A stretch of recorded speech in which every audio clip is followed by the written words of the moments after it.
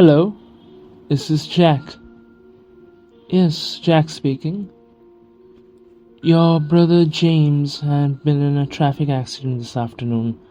I'm sorry to inform, but we have admitted him in St. Paul's Memorial Hospital.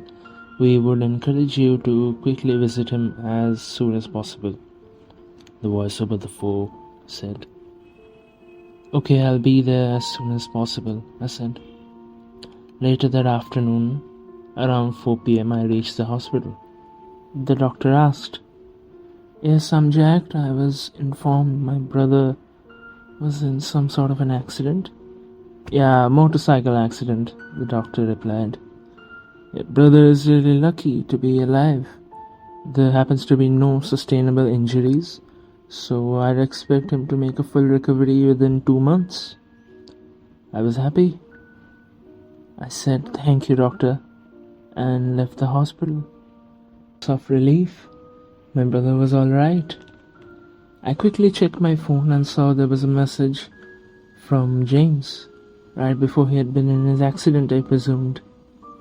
The message said, Hey Jack, I know it's your birthday and I wanted to say this to you in person, but there's an important meeting I have to get to real quick.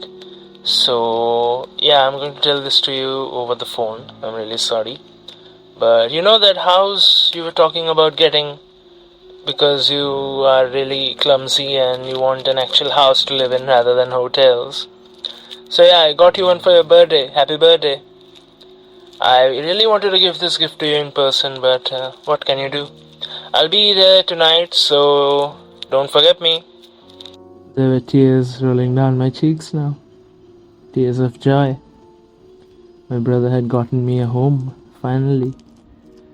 I was still a bit sad because of the accident, but I thought I could check out the house he got me as my birthday present. I went to his car and retrieved the keys and went to the address listed below.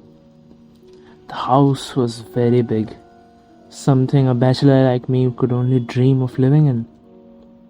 I went into the house, and as soon as I went to the house, a huge gulp of dust went into my eyes and mouth. I coughed and quickly opened all the windows and doors on the first story. It was a 2-story house. The lower story had a living area, kitchen, and bathrooms. I quickly opened all the windows and doors, and then I got to the foot of the stairs, and there was a creeping feeling. I don't know what it was, but it was as if I felt very uneasy. The upstairs was unusually dark, but I still went upstairs anyways. I flipped the light switch, and it was beautiful. I saw that the upper story was not quite as big as the lower story, but still it had a master bedroom on the left, and on the right hand side there was another sink and counter space, presumably for keeping stuff when it was night time. And in front of me there was a long balcony, one anyone could just walk for hours and not feel tired at all. I was happy. To be quite honest, I was over the world. I quickly cleaned the place up as well as I could before it went dark. I usually had your usual instant ramen for dinner, bachelor and all. But today I decided to treat myself with some pizza. I ordered pizza. I really gulped the pizza down with some movies. And when it was 9 p.m., I decided to hit the sack. Now, I woke up in the middle of the night, feeling uneasy. I looked at the clock, 2:13 a.m. That was weird. I never woke up before like this in the middle of the night before. And then suddenly I heard it. Footsteps. Faint, but very clear footsteps. No one should be at the house. especially not in the middle of the night. I stood up. I opened the bedroom door. I was stuttering now, and the footsteps became louder, quite clear. I had to find out where the footsteps were coming from. Then I realized the footsteps were coming from the balcony. I quietly left the bedroom and put my ears to the balcony door. Yes, there was no doubt now. It was as if someone was walking up and down the length of the balcony. I was really scared. I took in a deep breath and opened the balcony doors. Nothing. There was no one in the balcony. I looked left and right, but still no one. Suddenly I felt something at the bottom of my feet. I look down and I see a pair of old-looking shoes. That was weird. Why are there shoes in the balcony? And how come I didn't notice them earlier? I didn't think much, and I put most of what I was hearing and listening up to my stressed day. I closed the balcony door, and just as I was heading back to my bedroom, the footsteps resumed. I was surprised. I looked back at the balcony door, and yes, the footsteps were coming from the balcony again. This time I was quite furious. I opened the door with an entire gash. Still nothing. There was no one in the balcony. I looked down and I saw that the shoes were no longer near my feet. The shoes had been about 2 meters to my right. Okay, now this is getting weird. I had an idea. I closed the balcony door, but I left a little slit open, just a little small enough so that I can see what's going on. I was then returning to my bedroom, and surely enough, the footsteps resumed.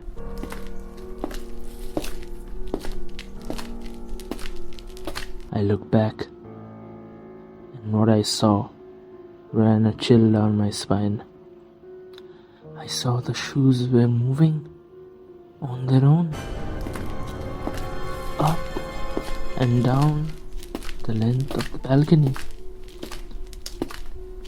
Now I was positively scared. I went into the bedroom, quietly gathered all my things, and headed out. Just as I left my bedroom with all my things packed in a backpack, I saw that the balcony door was wide open. It had been raining. I didn't even realize. But then my eyes shifted to what was standing beside the balcony door. I was frozen with fear. There was a long black figure standing beside the balcony door. I couldn't move. I couldn't believe what I was seeing. I was shivering now. I blinked, and it was as if the figure moved closer. Now I could see its legs that were bent in ways no human's legs should. Lightning struck. I still couldn't see the face of the tall black figure. I blinked again. The figure was closer.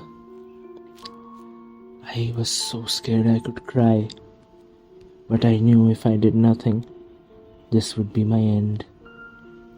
I slowly mustered all the courage that was left and started moving backwards towards the stairs leading downstairs. I could now see a wicked smile on that black face. I reached the stairs and went down slowly. Just about when the figure was out of my view, it was as if the entire upper story was swallowed by darkness. I quickly went to the front porch, took my shoes, whatever I could find. I didn't even wear them, and started running out of the house.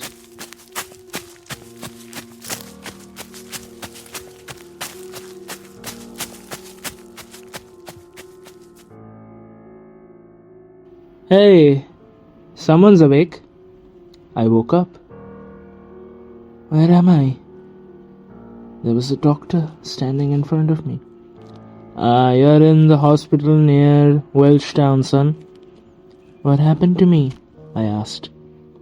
Well, some tourists found you unconscious. I don't know why. You seem to be fine. Your heart rate was a bit elevated, but you're in good health. You can check out if you're feeling fine. Where was I asked. Well, the tourists said they found you near a lake. A lake? I remembered that I was in the house my brother bought me. Yeah, they said there was a house near there as well. The house was entirely trashed and abandoned. The tourists thought you were just someone passing by and happened to collapse due to the rain. I was surprised. An abandoned house? I quite remember that the house I visited that my brother bought was brand new. It was quite well furnished. Furnished? That house had been abandoned for years, the doctor replied. I was scared. I didn't know what to say. But all I could think in my mind was, I'm never going to a house in the middle of nowhere ever again.